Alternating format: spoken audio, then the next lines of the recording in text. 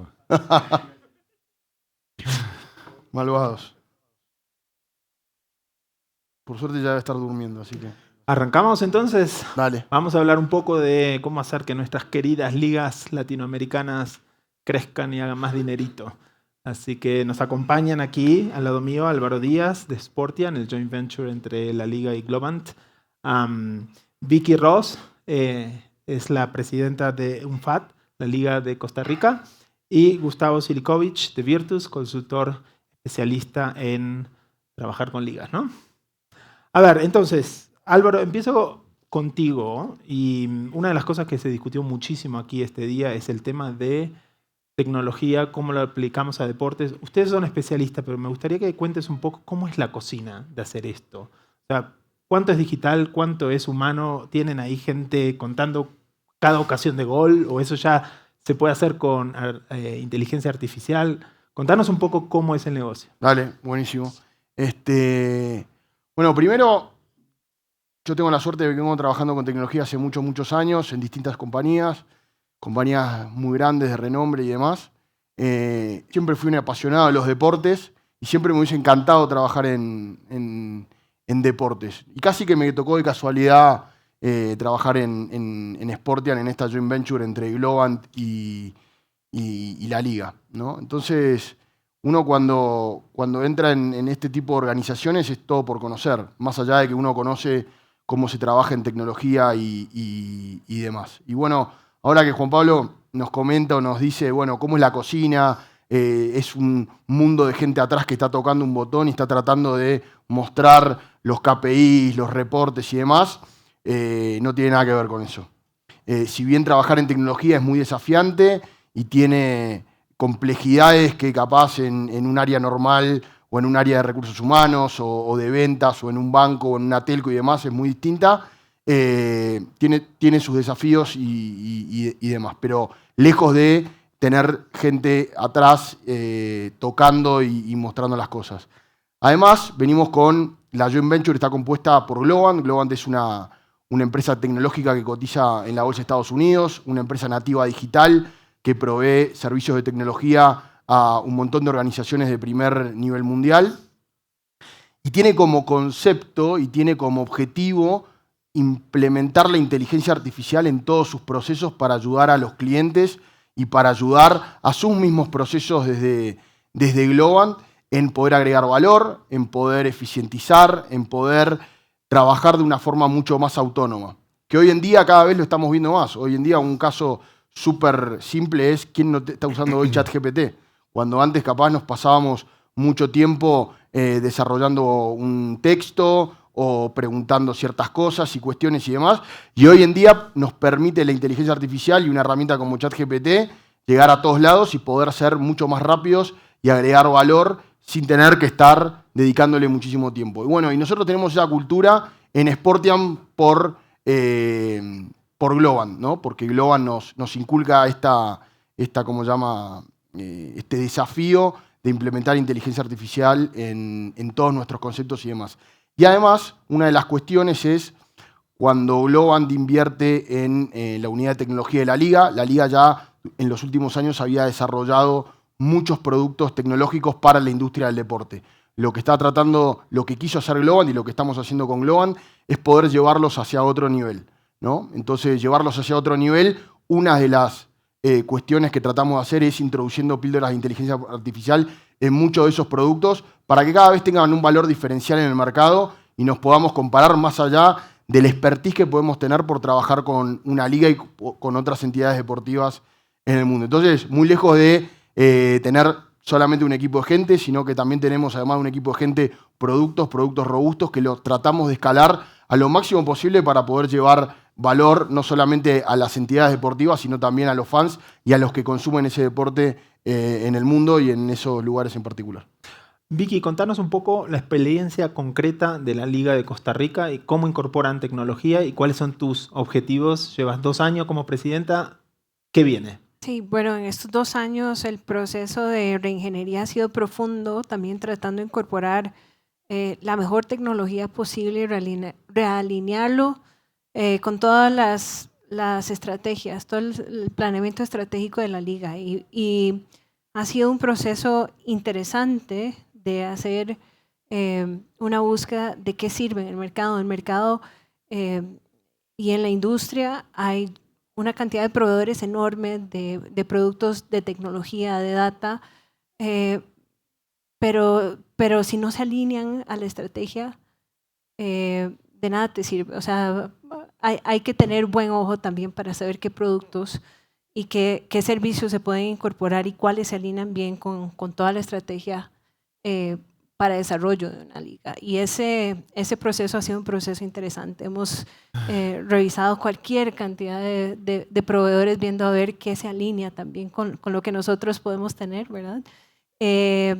Y también de reajuste, en un proceso de transición donde los procesos, no solo operativos, sino de toma de decisión, tienen que ser cada vez más orientados por data, necesitan un ajuste, no solo de la estructura de la liga en sí, sino también de los diferentes componentes, los clubes, etcétera, etcétera. Entonces, un periodo interesante, ¿verdad? En donde, no sé si ustedes ven un directorio de eventos como este de hace 2 años, muchas de las empresas tal vez ni siquiera sobreviven, el producto no se alinea a la necesidad específica de las ligas o de los clubes, de ver qué sirve en el mercado y qué se puede incorporar al trabajo. Gustavo, en cuanto a qué podemos aprender de las grandes ligas en América Latina y qué podemos copiar, si se quiere, ¿qué áreas ves de oportunidad? Un montón de áreas de oportunidad. A ver, me ha tocado trabajar últimamente con muchas federaciones, muchas ligas, acá en América, y un tema que veo que me preocupa es que no hay tanta cooperación para agrandar la liga, para lograr que la liga que el pastel sea más grande. En lugar de estar peleando por las migajas, ¿cómo hacemos para poder tener un pastel más grande y que justamente la liga mejore? El concepto de competition, colaborar y competir. O sea, podemos competir y competimos los fines de semana, queremos ganar 4-0, pero en la semana colaboremos para tener el mejor producto posible, la mejor infraestructura, la mejor tecnología, etcétera, etcétera. Es algo que lo veo y forma parte mucho del modelo de governance que tenemos en las instituciones de Latinoamérica a nivel liga, y agrego una problemática que es la discusión con las federaciones. Muchas veces hay demasiada tensión entre liga y federación, obviamente hay muy buenas excepciones también, y eso hace que la liga, por más que funcione bien y económicamente sea rentable, hasta a veces pasa que no desarrolla bien el fútbol del país. Una liga tiene que servir para que los clubes estén bien, que generen mucho dinero, que el público esté contento, que haya espectadores por todos lados, pero también para que el país, la selección nacional, se nutra de los mejores talentos.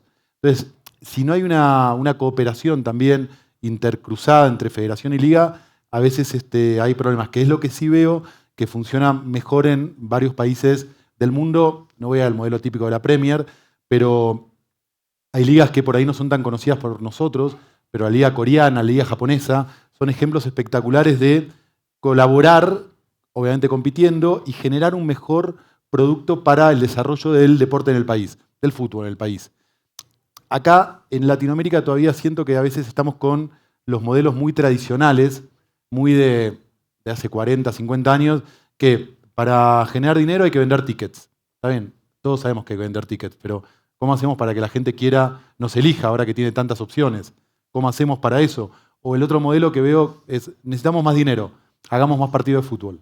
Y los jugadores no quieren jugar más partidos de fútbol, el calendario no lo podemos estresar más, la gente, el hincha, muchas veces está dejando de ver los partidos de fútbol porque hay tanta oferta de partidos. ¿Y qué pasa también? Al haber tanta oferta o tanta cantidad de partidos, hay más lesiones.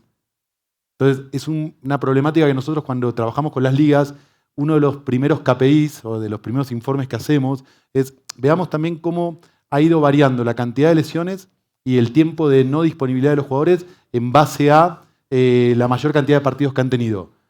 Y eso al final, lo que ellos creen que van a ganar más dinero por tener más partidos, porque la televisión por ahí paga un poquito más, terminan teniendo menos, porque tienen más jugadores lesionados, que eso equivale a tener más plantilla, y el mayor costo de un equipo de fútbol es la plantilla. Entonces termina siendo algo totalmente ineficiente. Entonces, lo que hay que copiar son modelos como la MLS. A ver, siempre arranco las discusiones estratégicas con las ligas con una pregunta que la uso también para los clubes. Cuando armamos un plan con los clubes, mi pregunta es, ¿cómo sería el club si lo pudiéramos fundar hoy? ¿Cómo sería un club ideal si pudiéramos crearlo hoy? Uno nunca tiene esa posibilidad. ¿Pero cómo sería? ¿Cómo sería? A ver, ahí hablando de liga, no tanto de club, si querés hablo de liga, me gusta el modelo de MLS. El modelo de MLS es, por ejemplo, descentralizado. Ellos tienen un plan estratégico que es llenar todo el mapa de clubes importantes en todas las ciudades, no en las ciudades importantes, también en las ciudades menos importantes, pero justamente para desarrollar el modelo del fútbol. Tienen un modelo de profesionalización. ¿Qué significa esto?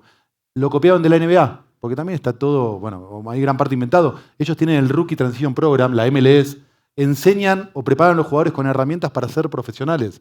Cuando están a punto de tener su primer contrato, los encierran en un hotel para darle cápsulas de profesionalismo, cápsulas financieras, cápsulas de manejo de marca, manejo de situaciones de apuestas, manejo del tema salud mental, que hoy es tan importante. Entonces, eso, si vos me preguntás, ¿es rocket science? ¿Es algo que no se puede copiar? No, absolutamente es algo que con decisión en Sudamérica podemos también copiar y profesionalizar a los jugadores, a los árbitros, porque decimos que los árbitros son importantes, pero muchas veces en la semana son dentistas, carpinteros o arquitectos y van a jugar el partido y ganan menos que un maestro muchas veces cuando están en una industria que genera mucho dinero. Entonces, profesionalizar mucho, y eso es algo que podemos copiar de lo que ha hecho la MLS. La Liga Mexicana también ha avanzado mucho en ese sentido. Yo digo que hay mucho para copiar buenas prácticas, y eso es lo que tratamos desde Virtus muchas veces de plasmar en estos trabajos que hacemos con las ligas. Déjame tomar ese punto y preguntarte, Vicky, ¿qué es lo que copian ustedes? ¿Qué es lo que les gusta? ¿Qué les ha servido? Porque al final de cuentas tenemos que mirar los modelos que funcionan. Todas mejores prácticas, una de los esfuerzos más grandes que se ha hecho en los últimos 2 años y medio ha sido el refuerzo de ligas menores. Depende, por supuesto, de las posibilidades de construir un modelo económico para las ligas. Para la mía, yo creo que uno de los puntos más fuertes a desarrollar está en Liga Menor, está en la posibilidad de que nosotros podamos exportar más y mejores jugadores. Y hemos incorporado temas como la MLS Next, en temas de preparación de los jugadores para profesionalización, también la data, ¿verdad? Tenemos en general, en la estructura de fútbol, es una zaranda un cuello de botella que se va reduciendo. El porcentaje de jugadores de liga menor que llegan a profesionales es poco, y ahí hay oportunidades de ver cómo logramos crecer esos números. También con el uso de tecnología firmamos un convenio muy interesante con la Universidad de Costa Rica, que es la universidad más grande y prestigiosa del país en relación con la aplicación de data, sobre todo en liga menor, para ver cómo potenciamos a los jugadores y logramos un porcentaje mayor. También con todas las estrategias de diplomacia deportiva, de ver cómo logramos perfilar mejor nuestro producto en mercados exteriores. Entonces son parte de la estrategia que hemos estado incorporando. Uruguay y luego Ecuador han tenido procesos interesantes de cómo volverse semilleros y exportadores de jugadores, y es parte de lo que hemos visto, además de, por supuesto, toda la incorporación de la parte de modelos y módulos educativos para nuestros jugadores de liga menor y la incorporación de la medición tecnológica. ¿Es más importante enfocarse en la exportación de talento y jugadores que la promoción de la liga per se? Depende a quién le pregunte. Los clubes, por supuesto que no. El tema del potencial presente, la primera edición de la liga es lo más importante, pero para mí de las zonas azules que quedan por desarrollar es precisamente cómo potenciar, tener mejores jugadores exportables y exportarlos a mejores mercados. Y eso me parece una de las oportunidades importantes, por lo menos para nuestra liga. Álvaro, mencionabas el uso de inteligencia artificial y tecnología, y lo vemos todos los días en pantalla cuando miramos fútbol. El otro día miraba el expected goal del Inter Miami y estaba abajo del de San Luis, Sí, pero adelante tenían a Messi y a Luis Suárez, ¿no? sí. Entonces, ¿cuánto crees que la tecnología nos puede ayudar a predecir un deporte que es esencialmente impredecible? Bueno, primero quiero agregar algo de lo que le preguntaste a Gustavo, que me parece súper relevante, porque hoy en día en Latinoamérica y en muchas ligas en el mundo, cuando estamos con este concepto de la cooperación y de cómo poder agrandar el pastel, pero después competir como leones en la cancha, ¿no? Cuesta mucho. Pero cuando vamos a un ejemplo como la NBA o la NFL, hoy la NFL está con una política de expansión total, donde cómo podemos hacer... Están jugando en San Pablo este año. Exactamente, juegan en San Pablo, el año que viene juegan en Madrid, en el Bernabéu, ya están jugando en Berlín, juegan en Londres, y juegan partidos de temporada, no son partidos de pretemporada. Entonces eso te marca la pauta de que colaboran para que el negocio se siga expandiendo, generen más ingresos, y después sí invertir para tener mejores estadios y para que la pelota capaz entre todos los fines de semana. Entonces, quería agregar ese concepto que me parece que está muy bueno, tomar lo bueno de las ligas y tratar de agarrar y decir cómo podemos hacer para mejorar los modelos existentes que tenemos hoy, que muchas veces competimos en lo comercial y en lo deportivo, y solamente tenemos que competir en lo deportivo, no en lo comercial. Y ahora, yendo a tu pregunta, bueno, la tecnología nos está ayudando cada vez más a poder predecir, a poder entender qué es lo que va a pasar en el futuro, y no es solo de hoy, hay un montón de equipos que ya lo están haciendo. De hecho, con Gustavo estuvimos hablando de un caso que después lo dejo a él que lo comente porque es un caso súper interesante, pero no sé quién vio la película Moneyball acá, la de Brad Pitt hace varios años con los Oakland A's, ¿ok? Es una película súper interesante para el que no la vio, donde empieza a mezclar lo que es la data, ¿no? La tecnología en el mundo del deporte para equipos más humildes puedan competirles a equipos con presupuestos que tienen capaz 4 o 5 veces el presupuesto que tienen, ¿no? Y bueno, y es un caso real y pasa. Entonces, esta película creo que tiene ya 10 años, ¿no? O más. Entonces, o más. Entonces, fíjense en 10 años lo que evoluciona la tecnología y los productos de tecnología. Miren los teléfonos que tienen hoy y miren los teléfonos que teníamos hace 10 años. Entonces, cada vez más se va a poder empezar a predecir y se va a poder empezar a elegir jugadores en base a la data y a elegir jugadores que sean más competitivos, que capaz no los tengamos en el radar, ¿ok? Hoy en día también yo creo que se pueden hacer aplicaciones o con el uso de inteligencia artificial, decir, yo tengo un equipo de esta índole o quiero que mi equipo juegue de esta forma. ¿Cuáles son los jugadores que más se pueden asemejar a este estilo de juego que yo quiero generar? Esto ya lo hacíamos con la inteligencia artificial hace varios años, diciendo, yo soy de esta forma para invertir, ¿ok? Y la verdad que no sé mucho de inversión. Entonces, ¿cómo invierte un Warren Buffett? ¿Cómo invierte un Soros? ¿Cómo invierten los millonarios a nivel mundial que tienen pública todo ese tipo de información? Entonces, ¿por qué no lo podemos hacer con el deporte? ¿Ok? Entonces yo creo que cada vez se va a poder predecir más y yo creo que la ventaja competitiva de cada equipo va a ser los equipos que mejor usen la data y más rápido. Ahora le pregunto a Gustavo que cuente el ejemplo, pero entonces, tú dices que podés predecir cuántos jugadores se te van a lesionar y cuántos jugadores pueden ser, apenas los veas, una estrella. Totalmente, pero va a ser un porcentaje. Ok. Y el porcentaje siempre tenés una gran chance de que eso suceda, pero también hay una parte que no. Cuando vos hablás del 98% y decís tenés el 98% de ganar y en 2 minutos te hacen 2 goles y eras el equipo del 2%, bueno, estabas dentro del equipo del 2%. 100% no se va a poder predecir, porque si no colapsaría el mundo. Claramente. Pero sí podemos tener un nivel de acercamiento total y absoluto para mejorar la toma de decisiones y también enlantecer la competición. Gustavo. No, es espectacular.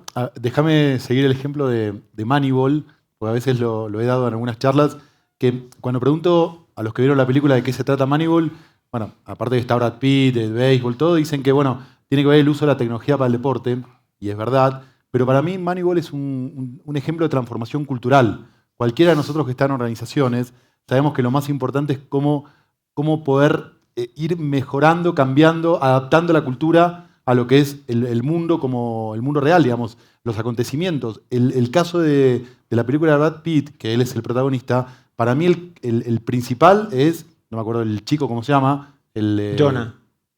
Jonah Davis. Que es el que con una computadora empieza a hacer toda la magia de los datos y logra que alguien le dé su lugar, que es el personaje de Brad Pitt, que no me acuerdo Es el coach, Brad Sí, Pitt. el coach. En realidad el general manager, no es el coach. el general manager. Y él lo que hace es va a la mesa de consejo, que es una serie de gente que venía tomando las decisiones de la misma manera hace 40 años y no los podía convencer, no los quería sacar de su zona de confort, de cómo elegir jugadores, y todo lo que era ese avance o esa transformación cultural se resistían.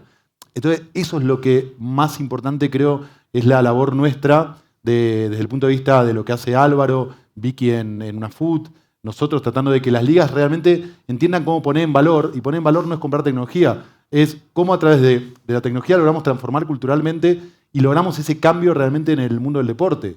Eso es, a ver, y ahí voy al ejemplo que decía Álvaro, hay por lo menos 3 equipos en los últimos 5 años, 3 que no han invertido en comprar un lateral izquierdo de 35 años roto, sino que han invertido en data scientists, en gente que sabe de analytics, y de esa manera han logrado promocionar el equipo, llevarlo de terceras divisiones a primeras divisiones. En lugar de invertir en jugadores que uno más que nada lo contrata porque está en contacto con la gente o porque alguna vez jugó un buen partido, no. Con ciencia de datos lográs aumentar las probabilidades del éxito. Y hay equipos en España, hay equipos en Inglaterra, hay equipos en Dinamarca, hay equipos en Ecuador que han hecho eso. Entonces, la pregunta es ¿por qué no hay más copias de eso? ¿Por qué si las mejores prácticas y las películas ya están hechas, por qué no hay más copias? Bueno, por un tema cultural. Ahí es la batalla que damos todos los días. De hecho, Sí. Vicky, creo que había leído una entrevista contigo que decías algo de eso, ¿no? Que lo que más te había costado es romper esas estructuras existentes. Sí, la parte cultural y bueno, el fútbol organizado de Costa Rica tiene más de 100 años. Somos además una fórmula que así como ha funcionado, es un fútbol que ha ido 6 veces a un mundial y por eso hay más resistencia. Yo creo que la transformación no es solo tecnológica, sino cultural principalmente. Cómo, de hecho, mi doctorado es en eso, en la incorporación de la evidencia a los procesos de toma de decisiones se vuelve esencial, pero eso significa repensar cada una de las estructuras del fútbol, no solo la liga, y nosotros en la reestructuración hicimos el departamento de competición para buscar la generación y la utilización de evidencia con data analysis, básico, pero de verdad que es un paso diferente a lo que culturalmente se venía haciendo, sino que promover también toda la cultura de la incorporación de las mediciones y la utilización de data y data adecuada, porque volvemos a lo mismo, hay cualquier cantidad de mediciones y hay que utilizar las adecuadas de acuerdo al planeamiento estratégico que uno tiene, pero sí hay mucha resistencia todavía, no solo eso, sino en transformar a la estructura para que incorpore a los profesionales adecuados adentro de la estructura. Y esos son pasos que entre más rápido los podamos dar como colectivo, más rápido podemos también perfilarnos hacia cosas diferentes. Déjame preguntarte una cosa más, porque Gustavo hablaba de los calendarios, ¿no? Que es un gran tema, ¿no? Ya casi no hay lugar y de hecho cada vez más vemos torneos internacionales que se superponen con los nacionales. ¿Qué les dicen los fans en Costa Rica? Porque muchas veces no pensamos en qué dice el fan, ¿no? El espectador. Es probablemente el tema que genera más discusión, el tema del formato, el tema de los calendarios. Siempre hago la aclaración de que de acuerdo a nuestra estructura, la decisión final es de los presidentes de los clubes, pero nosotros en ese proceso de análisis hicimos un benchmark de más de 70 competiciones, de ver los calendarios mundiales y ver todos los factores asociados con la elaboración de calendarios, incluido competiciones internacionales, incluidos temas climáticos, incluido muchísimos factores que intervienen para ver si existía algún algún golden standard, algo que fuera, no existe, ¿verdad? Todo depende, son decisiones y decisiones a las que tienen implicaciones y que los decisores tienen que entender esas implicaciones, como hablaba Gustavo. Nosotros tenemos un calendario de los más saturados en el mundo. Son uno de los más, sí, exacto, ¿no? Me decías 44. 44 fechas de jornada regular en 2 torneos. Y eso tiene implicaciones sobre cómo se estructuran los clubes para atenderlos, sabiendo que probablemente van a tener más incidencias de lesiones, que van a tener compromisos internacionales, necesitan planillas más amplias, necesitan inversión en medicina deportiva más amplia. Pero bueno, al no haber una decisión, no hay nada buena, ni una buena ni una mala, sino muchas versiones de gris. ¿Qué significa? Poder entender a través también del estudio de la data qué significa y qué implicaciones va a tener.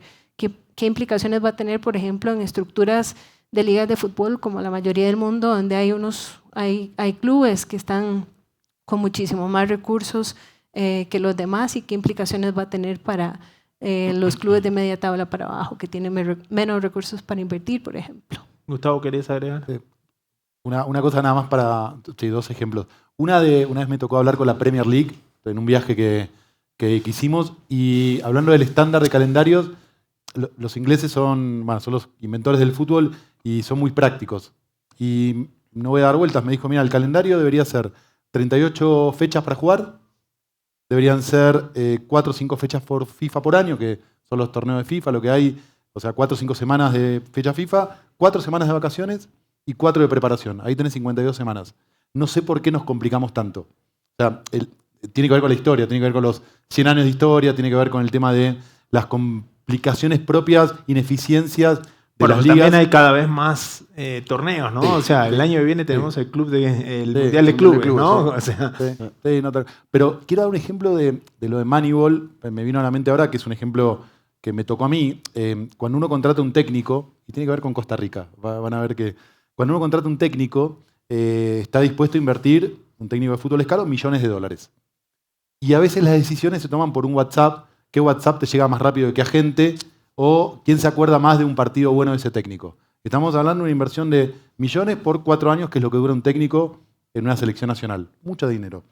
¿Qué hicimos en Ecuador cuando me tocó a mí? Agarré la gente de Analytics, 2 chicos que, voy a hablar de cifras, entre los 2 ganaban $3.000. Le dije, por favor, en lugar de analizar jugadores, hágame un análisis de técnicos, pero basándose en qué clasifica a una selección latinoamericana al Mundial. Sáquenme Argentina y Brasil, que van siempre, pero díganme Paraguay, Colombia, Chile, Bolivia.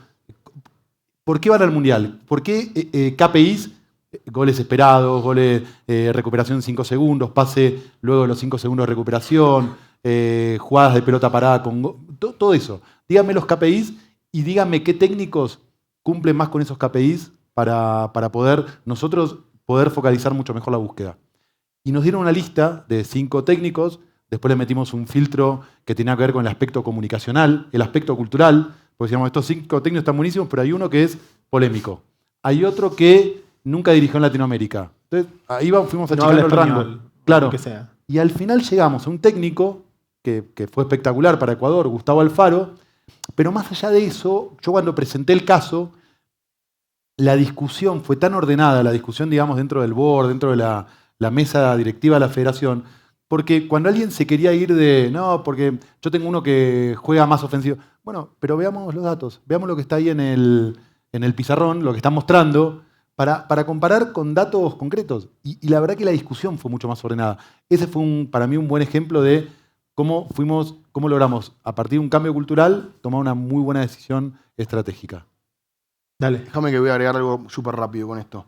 En primer lugar, increíble hoy, y lo veo en un montón de competiciones, que todavía no está usada la tecnología al 100% para poder armar un cronograma de todas las competiciones. Estamos trabajando con un montón de organizaciones a nivel mundial de fútbol, porque creemos que con ciertas soluciones que tenemos, con temas de inteligencia artificial y demás, esto se puede ordenar de una forma muy rápida y que puede tener beneficio no solamente para el jugador, sino también para los fans. Y en segundo lugar, quiero mencionar, de que hablando de data y demás, y es medio una pregunta retórica, la Liga de España es una de las organizaciones más tecnológicas del mundo a nivel deportivo. ¿Okay? Fíjense en los últimos años, en competiciones europeas, los equipos españoles que pasaron de fase y que llegaron a instancias finales. ¿Okay? No es casualidad, o por lo menos a mí no me gusta creer que es casualidad. ¿Okay? Álvaro, en un partido dado, en un juego dado, Sí. ¿cuántos datos ustedes pueden obtener? Millones. Millones. O sea, ¿cómo hacen para filtrar lo que sirve de lo que no sirve? Como decía Vicky, ¿no? Porque al final puedes tener todo esto, pero tienes que saber calificar qué te sirve y qué no te sirve para tomar las decisiones. Bueno, ahí es muy importante la información o el requerimiento que tenés, o del técnico o del jugador. ¿Okay? Es súper importante entender qué es lo que es relevante para vos. Y en cualquier organización, vos trabajás en Bloomberg, JP, y me imagino que tenés 700 millones de datos para, no sé, manejar, como se llama, la predicción del dólar futuro estadounidense, del peso mexicano y demás. Pero vos sabés que hay 3, 4 datos que son fundamentales, que vos los ves y vos sabés más o menos, en un 90, 90 y pico %, como en el fútbol es lo mismo, o en el deporte en general es lo mismo. Se puede generar hoy en día, la fuente de data es impresionante y es millonesca. Un juego te da millones y millones de datos. Sí, un juego te da millones y millones de datos. Hay de todo, correlaciones de pases entre jugadores, kilómetros corridos, después correlaciones entre las lesiones, entre los partidos que jugaron en los últimos días los jugadores y cómo, si se lesionaron o no se lesionaron. Hay métricas por todos lados. Acá la clave es que los o data scientists o mismo los entrenadores y los mismos jugadores sepan, yo necesito estos 3 o 4 datos para poder mejorar mi performance, para poder ser mejor, para poder hacer más goles, para poder ganar más partidos. ¿Y para los espectadores? Y bueno, para los espectadores ahí es poder entender el comportamiento del fan a la hora de ver un juego, ya sea en el mismo estadio, o sea desde el teléfono, la pantalla, la plataforma y demás. Ahí tiene mucho que ver con la organización, el valor que le da la data. No solamente a la data deportiva, sino a la data del fan. Porque vos terminás monetizando con lo que el fan hace y deja de hacer. Entonces eso es lo fundamental también. Tener una estrategia de datos, no solamente en lo deportivo, sino para el fan. Para poder monetizar de la mejor forma posible y, como decía Gustavo, agrandar el pastel. Y una pregunta más. ¿Cómo hacemos para que el club se quede con ese conocimiento? ¿No? Porque después el de Moneyball se va a los Yankees, ¿no? Y se lleva todo. Gran pregunta, gran pregunta. Y muchas veces esto pasa en un montón de organizaciones deportivas, de que llega un técnico y quiere hacer... Cambia todo de nuevo, Cambia todo, cambia hasta mismo... Hay muchos productos que son ya... Puede ser uno mejor que otro y demás. Es importantísima el profesionalismo de la entidad. De que la entidad esto lo vea como un valor. La data tiene que ser de la organización. Porque es el nuevo combustible para la transformación digital del mundo, de cualquier organización, es la data.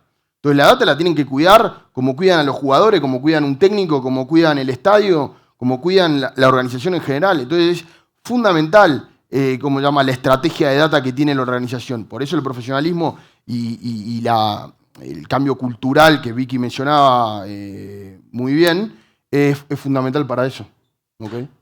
Nos quedan los últimos 5 minutos. Vicky, te quería preguntar, mencionaba antes, Gustavo, el tema de la relación entre la liga y la selección nacional, ¿no? Que suele ser compleja. ¿Cómo en Costa Rica lo están manejando, considerando que les está yendo muy bien en las últimas competiciones a nivel nacional? Pero ¿qué esfuerzo tienen que hacer los clubes para que eso pase? Bueno, ahí eso requiere de mucha destreza política. Ahí ya no hay datos ni inteligencia artificial, ¿no? No, eso es capa 9, eso son puros seres humanos. Siempre hay... Es una relación tensa, pero hemos buscado, y sobre todo tuvimos la situación en Costa Rica de que hubo un cambio de liderazgo en la federación septiembre del año pasado y logramos también a través de una estrategia que se construyó a partir de una FUT, colocar a más de los directivos de primera división en la federación para tener un poquito más de apalancamiento en las decisiones de la federación. Y eso ha dado, sigue por supuesto que todo el mundo jala para su lado, pero en el proceso de acople de los intereses hemos tenido avances significativos. Y yo creo que lo que anunciamos la semana pasada, que es todo el calendario de la temporada del siguiente año, 24-25, es un buen ejemplo de cómo lograr esa coordinación con la federación y poder acoplar todos los intereses. Y requiere no solo habilidad política, sino también yo creo que una madurez por parte de todos los actores, porque hay que ceder. Y, por ejemplo, parte de las concesiones que hicieron los clubes fue en los espacios para selección poder mantener fechas del torneo sin seleccionados, que eso ha sido un tema espinoso en el pasado, pero en ese proceso yo creo que de cambio de la representación, de la transformación de las relaciones políticas y también de poder encontrar esa madurez en la relación entre los dos, vamos dando buenos productos. Gustavo, ¿querés agregar algo quizá de México y la selección mexicana? México es un gran ejemplo de creo que debe ser la liga con Brasil más poderosa económicamente del continente. La MLS está levantando, pero si hacemos la MLS es poderosa en cuanto a activos, es una de las más fuertes en los rankings, por la sencilla razón que los equipos son dueños de los estadios. Eso también ayuda mucho. Pero digamos, México y Brasil Brasil y México en ese orden son las más grandes. El tema es que México todavía no ha trasladado eso a las selecciones nacionales. En el último tiempo creo que hay mucho trabajo aún por hacer para que se vea el crecimiento del fútbol en México a nivel selección. Mismo la Liga Brasilera también está teniendo algunos problemas. La Liga Brasilera tampoco está, ahora, si bien genera mucho económicamente, está en un momento de discusión de si van a un modelo centralizado de derechos o siguen con el esquema descentralizado. El problema del descentralizado es que hoy ya casi no está funcionando en el mundo. Genera demasiadas diferencias. Yo creo que van a ir a un modelo mucho más centralizado y lo que tienen que lograr, sobre todo volviendo a la Liga Mexicana, esto por ahí puede generar polémica, pero es que sea una liga abierta nuevamente. Hoy quedan muy pocas ligas cerradas en el mundo. Ligas cerradas significa que no hay ascenso ni descenso. No hay ascenso ni descenso. Que termina el año que viene, en teoría. En teoría. Las únicas ligas cerradas permitidas por FIFA son las que se crearon como tal, la MLS o la Liga Australiana, pero el resto de las ligas tienen que ser abiertas, que es el modelo histórico del fútbol desde que se creó.